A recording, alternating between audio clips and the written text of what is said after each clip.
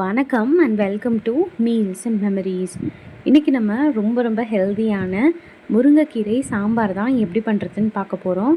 முருங்கைக்கீரையில் அவ்வளோ health benefits இருக்குதுங்க. உடம்புக்கு ரொம்ப நல்லது. விட்டமின் ஏ, B6, அப்புறமா ப்ரோட்டீன், அப்புறம் மெக்னீஷியம், அப்புறம் அயன் அப்படின்னு எக்கச்சக்க பெனிஃபிட்ஸ் இருக்குதுங்க. ஸோ ரொம்ப நல்லது. ஸோ நம்ம வந்து இன்றைக்கி 1 டம்ளர் பருப்பை வச்சு பண்ண போகிறோம். ஸோ 1 டம்ளர் பருப்பு எடுத்துகிட்டு நல்லா 2 டைம் தண்ணியில் நல்லா கழிஞ்சதுக்கப்புறமா ஒரு சொம்பு தண்ணி சேர்த்து ப்ரெஷர் குக்கரில் 3 விசில் விட்டுட்டு ஆஃப் பண்ணி எடுத்துக்கலாம். நம்ம நிறைய காய்கறி சேர்த்து செய்யும்போது இருக்கிறத விட வெறும் முருங்கைக்கீரையை மட்டும் நம்ம சேர்த்து செய்யும்போது அவ்வளோ ஹெல்த் பெனிஃபிட்ஸ் இருக்குது. டேஸ்ட்டுமே நல்லா இருக்குது. ஸோ கண்டிப்பாக வாரத்தில் ஒரு தடவையாவது இந்த மாதிரி வந்து பருப்பு சாம்பார் செஞ்சு கொடுங்க. வழக்கமாக இருக்கிறத விட டிஃப்ரெண்ட்டாகவும் இருக்கும். அடுத்ததாக நம்ம ஒரு பாத்திரத்தில் கொஞ்சமாக எண்ணெய் சேர்த்து கடுகு, உளுத்தம்பருப்பு, கடலைப்பருப்புலாம் சேர்த்துக்கலாம். அதெல்லாம் நல்லா பொரிஞ்ச உடனேயும் 2 கொத்து கருவேப்பிலையும் சேர்த்துக்கலாம். கருவேப்பிலையும் சேர்த்துட்டு கருவேப்பிலையெல்லாம் நல்லா எண்ணெயில் பொரிஞ்சதுக்கப்புறமா சின்ன வெங்காயம் 25லேருந்து 30 போல் சின்ன வெங்காயத்தை நல்லா கட் பண்ணிவிட்டு சேர்த்துருக்கேன். கூடவே ஒரு கைப்பிடி அளவு கொத்தமல்லி இலையும் சேர்த்துக்கலாம். இந்த மாதிரி பருப்பு சாம்பாருக்கெல்லாம் சின்ன வெங்காயம் சேர்த்து செஞ்சோன்னா ரொம்ப டேஸ்ட்டாகவும் இருக்கும். பொதுவாகவே பெரிய வெங்காயத்தை விட சின்ன வெங்காயத்தில் நிறையா நியூட்ரியன்ஸ் இருக்குதுங்க. இம்யூனிட்டியெல்லாம் ரைஸ் பண்ணும். அதனால் முடிஞ்ச அளவுக்கு சின்ன வெங்காயம் சேர்த்துக்கோங்க. தொளிக்கிறதுக்கு சிரமப்பட்டுட்டு சின்ன வெங்காயம் சேர்த்தாமல் இருக்காதீங்க. அடுத்தது 4 தக்காளி அந்த மாதிரி நீல வாக்கில் கட் பண்ணிவிட்டு அதையும் நம்ம வந்து சேர்த்துக்கிட்டு நல்லா வந்து வதக்கி விட்டுறணும். நல்லா வந்து தக்காளி குழஞ்சி வர வரைக்கும் நல்லா வெந்து வரட்டும். தக்காளி வதங்கும் போதே நம்ம வந்து மசாலாவும் சேர்த்துடலாம். அப்படி சேர்த்தோன்னா நல்லா அதுவும் வதங்கி வந்துடும். அதுக்காக ஸோ 1/2 ஸ்பூன் அளவு மஞ்சள்தூள் சேர்த்துக்கிட்டு 3 ஸ்பூன் அளவு குழம்பு மிளகாய் தூள் வந்து சேர்த்துக்கிறேன். நான் வந்து காரத்துக்கு மிளகாய் எதுவுமே சேர்க்கலை. அதனால் குழம்பு மிளகாய் தூள் மட்டும் 3 ஸ்பூன் சேர்த்துக்கிறேன். நீங்கள் வந்து வெங்காயம் வதங்கும் போதே உங்கள் காரத்துக்கு தகுந்த மாதிரி வரமிளகாயோ இல்லை பச்சை மிளகாயோ சேர்த்துக்கலாம். உங்கள் விருப்பம்தான். இப்போது மசாலாலாம் சேர்த்ததுக்கப்புறமா நல்லா இந்த மாதிரி ஒரு டைம் கலந்து விட்டுட்டு ஒரு தட்டு போட்டு மூடி வச்சு நல்லா அது வந்து தக்காளி குழஞ்சி வெந்து வர வரைக்கும் விட்டுறணும். தக்காளி வெந்து வரதுக்குள்ளே நம்ம இந்த மாதிரி முருங்கைக்கீரை இங்கே பாருங்கள், இந்த மாதிரி நல்லா இருக்கா. இது வந்து எங்கள் காட்டிலேருந்து பொறிச்சிட்டு வந்த முருங்கைக்கீரை. இதை வந்து இந்த மாதிரி இலைகளை மட்டும் இந்த மாதிரி நம்ம உருவி எடுத்துக்கலாம். இதை அரியணுங்கிற அவசியம் கிடையாது.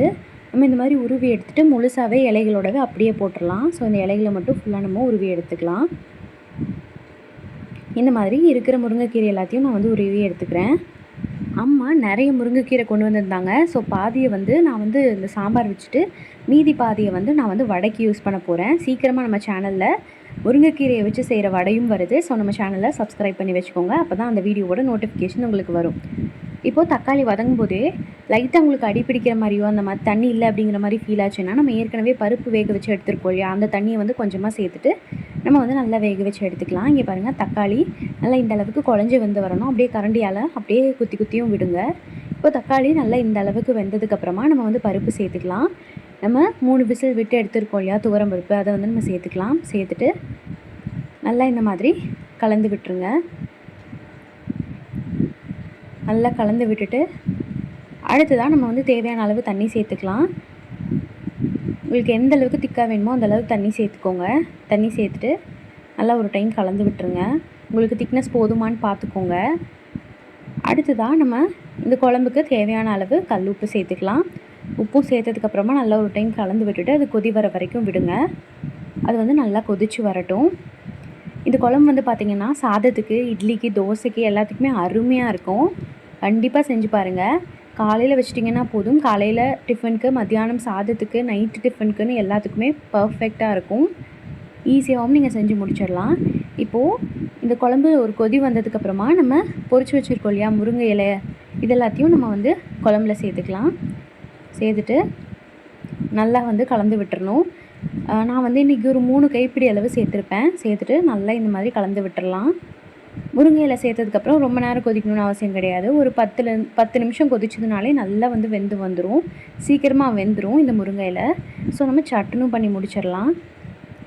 மறுபடியும் மூடி போட்டு இது நல்லா வெந்து வர வரைக்கும் நம்ம விட்டுடலாம். இப்போ பாருங்கள், ஒரு 10 நிமிஷம் போல் ஆகியிருக்கு. முருங்கை இலை நல்லா வெந்துருச்சு.